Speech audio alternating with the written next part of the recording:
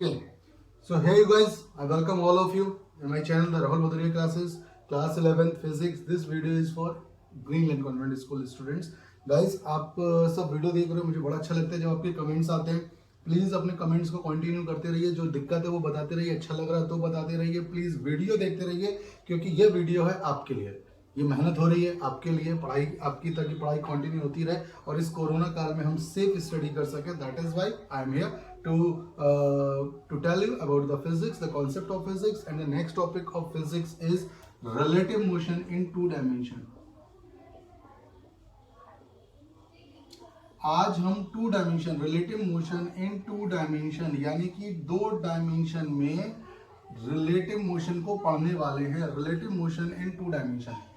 तो relative motion इन 2 dimension की जब हम बात करेंगे तो वो किस तरीके से होगी रिलेटिव मोशन इन 2 डायमेंशन. तो उसके लिए हम क्या करते हैं, देखिएगा जैसे कि सपोज एक बॉडी है, जैसे कि ये बॉडी ए है, ठीक है ना, और ये बॉडी बी है, ठीक है. ये आपका मोशन कर रहा है, इनके बीच में जो वेलोसिटी जो एंगल है वो थीटा बन रहा है. क्या बन रहा है? थीटा बन रहा है, ठीक है. तो अगर आपको क्या निकालना है, मान के चलिएगा ये बॉडी आप क्या ले लो, इसको आप बी कर लो बेटा, इसको आप ए कर लो, ठीक है. तो इसकी जो वेलोसिटी है वो वी हो जाएगी और इसकी जो वेलोसिटी है वो वी हो जाएगी. If we want to get the relative velocity of body A with respect to body B, body A की velocity with respect to body B की वेलोसिटी, तो ये बन जाएगा वी ए माइनस क्या होता था, V A minus V B होता था. क्या होता था? V A minus V B आपको कराया जाता था.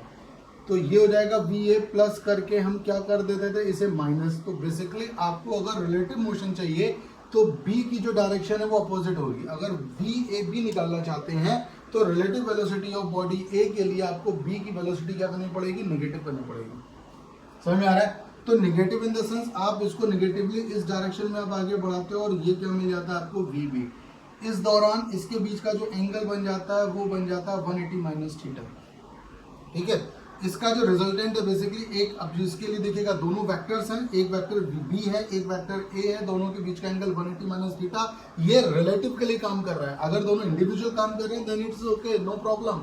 लेकिन जब रिलेटिव वेलोसिटी देखते हैं, रिलेटिव मोशन देखते हैं बॉडी ए का with respect to body B और दोनों प्लेन में अलग अलग डायरेक्शन में जा रहे हैं, देन क्या, ठीक है ना.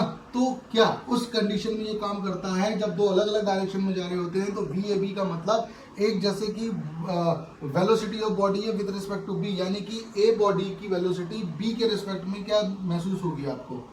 तो ये चीज है आपको. तो आपको क्या निकालना पड़ेगा, आपने क्या देखा, वी बी जो हो रहा है वो निगेटिव हो जाता है according to concept of relative velocity. तो आपको बी को इन अपोजिट डायरेक्शन में लेके गए, तो ये आप उसको लेकर आए हो माइनस वी बी. ओके, तो इसका जो रिजल्टेंट होगा आपने मालूम है ये कैसे लग रहे हैं, को इनिशियल वेक्टर है, कॉमन इनिशियल वेक्टर है, इनका इनिशियल पॉइंट सेम है. तो इसका जो रिजल्टेंट होगा वो इसका डायगोनल की तरीके से काम करेगा. किसकी तरीके से काम करेगा? डायगोनल की तरीके से काम करेगा. आपने पढ़ा हुआ है पीछे. और सबसे पहले हम इसको क्या कंप्लीट कर लेंगे, एक पैरेललोग्राम कंप्लीट कर लेंगे. So this will be it's resultant. ये इसका रिजल्टेंट है, ये आपका रिजल्टेंट है. और ये जो एंगल होगा, हम वेलोसिटी निकाल रहे हैं ए की विद रिस्पेक्ट टू बी, तो ए और रिजल्टेंट के बीच में आपका क्या बनेगा, रिजल्टेंट एंगल. इसको आप बीटा ले सकते हो. क्या ले सकते हो? इसको आप बीटा ले सकते हो. So that will be our resultant angle, ठीक है ना. आपके पास जो रिजल्टेंट आता था बेटा तो आप फॉर्मूला लगाते थे क्या, V A square plus V B square plus 2 V A V B cos theta. अब की बार कॉस थीटा की जगह आ जाएगा 180 minus theta. cos 180 minus theta. 180 minus theta आप 11th में हो, मैथ्स में थोड़ा बहुत आपको पता होगा. 180 का मतलब first quadrant up to 90, second quadrant up to 180, और 180 में से कुछ जब माइनस कर दिया जाएगा तो वो सेकंड क्वाड्रेंट में ही रहता है. किसमें रहता है? सेकंड क्वाड्रेंट में ही रहता है. और cos 180 माइनस थीटा सेकंड में cos की वैल्यू नेगेटिव होती है. तो ये आपके सामने आ जाएगा V A square plus V B square plus 2 V A V B cos 180 minus theta हो जाता है माइनस cos थीटा, क्योंकि नेम चेंज नहीं होता, माइनस आगे आ जाएगा.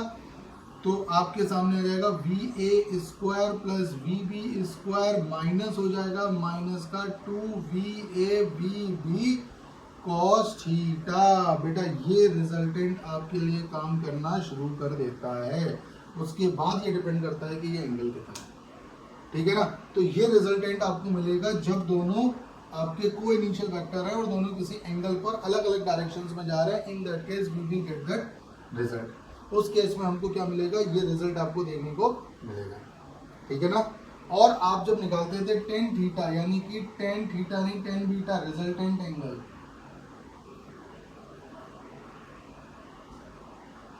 आपके लिए जो रिजल्टेंट का एंगल आ रहा है टेन थीटा, वो टेन बीटा है, सॉरी यहाँ पर टेन बीटा क्या होता था, वो क्या होता था क्यू पी साइन थीटा, यानी कि फर्स्ट का sine theta upon first plus Q cos theta होता था।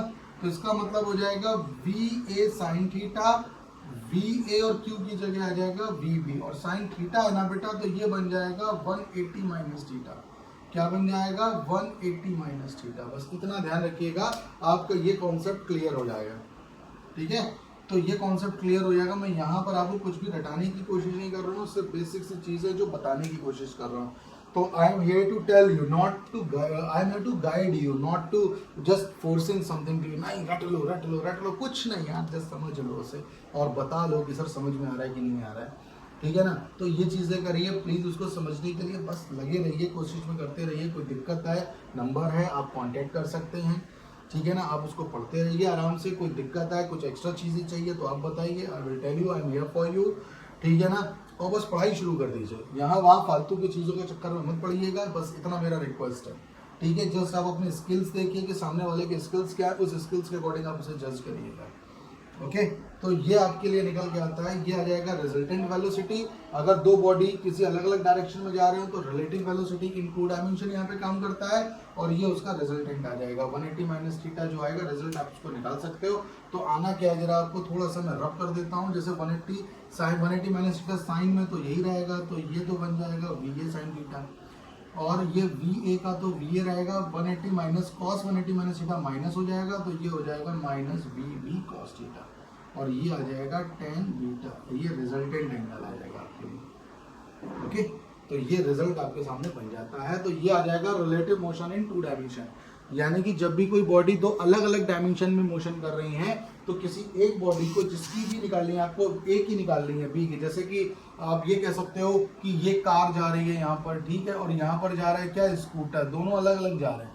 अब कार में बैठा हुआ व्यक्ति स्कूटर की स्पीड को देख रहा है कि स्कूटर कितनी तेज जा रहा है, तो आपको क्या निकालना, बी ए निकालना पड़ेगा, यानी कि वी बी ए, क्योंकि वेलोसिटी ऑफ बी निकालनी है विद रिस्पेक्ट टू ए, तो इसको उल्टा कर देंगे, फॉर्मूला यही लगेगा, आइए समझ में। तो ये चीज़ हो जाएंगे आपके पास। तो प्लीज़ इस कॉन्सेप्ट को बहुत ही ध्यान से समझिएगा।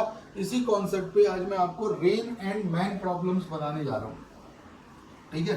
तो आज हमारा जो नेक्स्ट टॉपिक है वो है रेन एंड मेन प्रॉब्लम, यानी कि बारिश और आदमी की समस्या।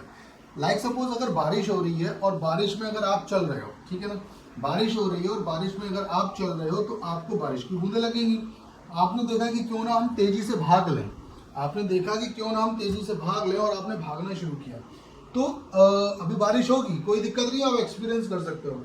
आपने बारिश में भागना शुरू किया, जैसे जैसे आपने बारिश में भागना शुरू किया, आपने स्पीड बढ़ाई, बारिश की बूंदें और तेजी से आपको लगेंगी। आप साइकिल से जा रहे हो, आपने तेज करा, आपको तो और तेजी से आप बारिश की बूंदें लगेंगी। क्यों? Relative motion. देखिए, तो आज अब हम बात करेंगे रेन एंड मैन प्रॉब्लम, जो रिलेटिव मोशन से ही सॉल्व होते हैं। रेन एंड मैन प्रॉब्लम यानी कि बारिश और आदमी की समस्या। जैसे कि मान के चलिएगा कोई भी कॉन्सेप्ट है, बारिश तो हमेशा सपोज करिए इस तरीके से ही कर रही है, तो ये आ रही है वी आर, ठीक है, ये आ रही है वी आर। एक आदमी था जो आपका जा रहा है, ये मान के चलो वी एम है, तो आपको क्या निकालना, relative velocity of rain with respect to man. तो बेसिकली आपको मैन को वो वेलोसिटी कितनी लगेगी, यानी कि बारिश उस मैन को कितनी तेज लगेगी, वो हम निकालने वाले हैं। वी यानी कि आप बारिश में चल रहे हो, किसी भी डायरेक्शन में आप चल रहे हो, जमीन पर कहीं से भी चल रहे हो, इसको ये मत समझ लीजिएगा नॉर्थ से आ रहा है, ये ऊपर से गिर रहा है, आसमान से गिर रहा है जमीन की तरफ, ठीक है। और आदमी किसी डायरेक्शन में जा रहा है बेसिकली, तो आप आदमी को वो कितनी तेजी से लगेगा, तो बेसिकली हम निकाल रहे हैं relative velocity of rain with respect to man, मतलब कि आदमी को वो कितनी तेज पानी की बूंदें लगेंगी, हम वो निकालने की कोशिश कर रहे हैं।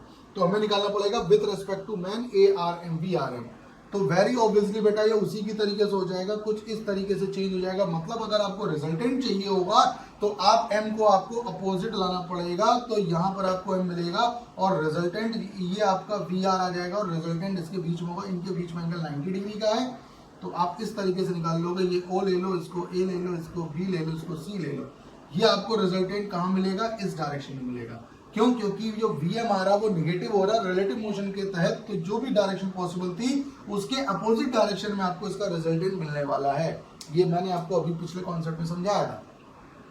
अब समझने की बात ये होती है कि आपको ये देखिएगा, ये कितना है वीएम, तो ये कितना हो जाएगा वीएम, ठीक है। एक मिनट, माई मिस्टेक, ये वीएम ये है, माई मिस्टेक, ये वीएम ये है और यहाँ पर ये वीएम की तरीके से काम करेगा और ये क्या आ रही है बारिश। तो जो रिजल्टेंट आएगा बच्चा लोगों 90 डिग्री हो जाएगा, तो ये बन जाएगा VM square plus V R square plus 2 V R cos theta. Cos theta ये वाला एंगल थीटा 90 है, तो ये कॉस 90 की वैल्यू 0 हो जाएगी। तो V M square plus V R square equals to resultant, यानी कि ये वो वेलोसिटी होगी जो आदमी को लग रही होगी, ये वो वेलोसिटी होगी जो आदमी को लग रही होगी। क्वेश्चन बना देता हूं, मान के चलो बारिश जो गिर रही है वो 4 मीटर पर सेकंड से गिर रही है, आदमी जो जा रहा है वो 3 मीटर पर सेकंड से जा रहा है, तो आदमी को बारिश कितनी तेजी से गिरेगी। तो ये जो बारिश है वी आर वो 4 हो चुका है, तो ये 4 हो चुका है, आदमी है वो 3 हो चुका है, तो आदमी जो है वो 3 का स्क्वायर, बारिश है वो 4 का स्क्वायर, तो ये हो जाएगा 925, तो 25 से स्क्वायर रूट 4 5, तो बारिश लगेगी 5 मीटर पर सेकंड से। आप यानी कि जो आदमी चल रहा है उस पानी में, तो उसकी स्पीड अगर 4 है 3 है तो उसको 5 की स्पीड से लगेगी, क्योंकि बारिश की स्पीड 4 है। आप अपने आप को जितना ज्यादा तेज कर लोगे या बारिश जितनी ज्यादा तेज हो जाएगी उतनी तेजी के साथ आपको लगेगी। समझ में आ रहा है? तो end of the day it's you, आप हो जो ये डिटरमाइन जो ये कर सकते हो कि आपको बारिश धीमे लग रही थी, क्योंकि बारिश की स्पीड आप कंट्रोल नहीं कर सकते, but what you can control yourself. अगर आपने अपनी स्पीड को कंट्रोल कर लिया, धीमे चल रहे हो तो आप कम भीगोगे तो यार शायद उतने ही, लेकिन बारिश की बूंदें लगेंगी धीमे। अगर भाई ताड़ लगती है यहाँ पर चेहरे पर, ऐसा लगता है कि इसे करंट से दौड़ गया ना, ऐसे ही लगता है ना। ओके, मैंने बहुत भीगता हूँ, आगरा से अशनीरा खेरागढ़ जाने में बहुत भीगता हूँ मैं, ठीक है ना, तो बहुत ज्यादा भीग जाता हूँ मैं, तो भीगता हूँ तो ऐसा लगता है ताड़। कभी कभी तो ऐसा भी होता है कि 2-3 बार भीग गया और 2-3 बार सूख गया, घर आने का टाइम नहीं मिल पाता है। तो इस तरीके से आपको रेन और मैन प्रॉब्लम आपको सॉल्व करनी है। मैं बात करता हूँ इसका रिजल्टेंट एंगल, तो ये देखिएगा ये गया है, आपको ये रिजल्टेंट गया। अगर आपको छाता पकड़ना होगा तो इस तरीके से पकड़ना होगा, ये छाता है, तो आपको निकालना है किसके साथ, बारिश को रोकने के लिए। तो आप ये आपका रिजल्टेंट एंगल काम करेगा बीटा, ठीक है। तो इसके वर्टिकल अपोजिट ये क्या हो गया बीटा। तो अगर आपको रिजल्टेंट एंगल बताना है 10 बीटा, तो 10 बीटा क्या हो जाएगा, परपेंडिकुलर अपॉन बेस, तो इसका मतलब Vm अपॉन वी आर हो जाएगा, Vm अपॉन वी आर। तो अगर मैं इस वाले क्वेश्चन को ले लेता हूँ, Vm velocity of man 3, velocity of rain 4, तो यहाँ से बीटा जो आ जाएगा वो 10 इनवर्स 3/4 आ जाएगा। इतना ही छोड़ देना है, मतलब कि इतने डिग्री एंगल पर अगर हम छाता पकड़े रहेंगे तो हम भीगेंगे नहीं। समझ में आ रहा है? अगर हम इतने डिग्री एंगल पर छाते को होल्ड कर लेंगे तो हम भीगेंगे नहीं। तो ये कॉन्सेप्ट था, ये एक प्रॉब्लम थी जो आज हमने आपके साथ डिस्कस की है, रेन एंड मैन प्रॉब्लम को सॉल्व किया आपके साथ। दूसरी तरफ मैंने आपको रिलेटिव वेलोसिटी बताई है 2 डायमेंशन में। गाइस कल से हम स्टार्ट करेंगे, आपका ये टॉपिक था जो बहुत इंपॉर्टेंट था, तो शायद मैंने आपको इंपॉर्टेंट समझा, मैंने आपको बता दिया, इसके न्यूमेरिकल्स भी आ जाते हैं, पूछ लिए जाते हैं, ठीक है ना। तो कल हम बात करेंगे आपके लिए प्रोजेक्टाइल्स। जैसे जब भी आप कोई बॉडी को हवा में फेंकते हो तो ऐसी तो गिरती है, आपने कोई भी बॉडी फेंकी यूं जाके इस तरीके से गिरती है, तो that is a projectile motion. Projectile motion का मतलब होता है when a body is comes under the 2 dimensional motion where it is going towards the X axis and also towards the Y axis. अगर 2 डायमेंशनल मोशन बॉडी कर रही है तो under the projectile हम उसको काउंट करते हैं, तो प्रोजेक्टाइल मोशन कहलाता है ये।